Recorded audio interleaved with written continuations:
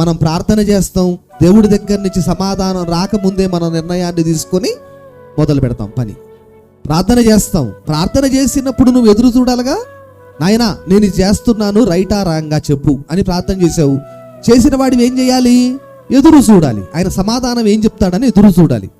ఎదురు చూడకుండా మళ్ళీ మనమే ఏం చేస్తామంటే తొందరపడిపోయి ఒక నిర్ణయం తీసుకొని తెల్లారేసరికల్లా మన నిర్ణయం చొప్పున మనం పనిని మొదలు పెడతాం. ఆయన దగ్గర మరి ఆయనకి ప్రార్థన ఎందుకు చేస్తున్నాం? ఇంకా ప్రార్థన అనేటువంటిది ఏదైనా ఒక విషయంలో నువ్వు చేస్తున్నప్పుడు నువ్వు ఆయన అనుమతిని తీసుకోవడానికి అడుగుతున్నావని అర్థం.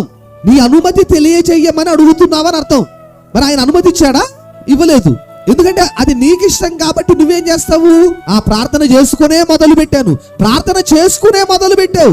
అనుమతి వచ్చిందా? దేవుడు అలో చేశాడా? మనోళ్ళు చాలా మంది భలే గమ్మత్తు మాటలు చెప్తారండి. ప్రార్థన చేపించాం బ్రదర్, ప్రార్థన చేసుకునే మొదలు పెట్టాం బ్రదర్. చేసుకునే మొదలు పెట్టావు, అనుమతి వచ్చిందా? దేవుడు చెప్పాడా దీన్ని చేయమని? ఎలా చెప్తాడండి దేవుడు? మంచి చెప్తాడు.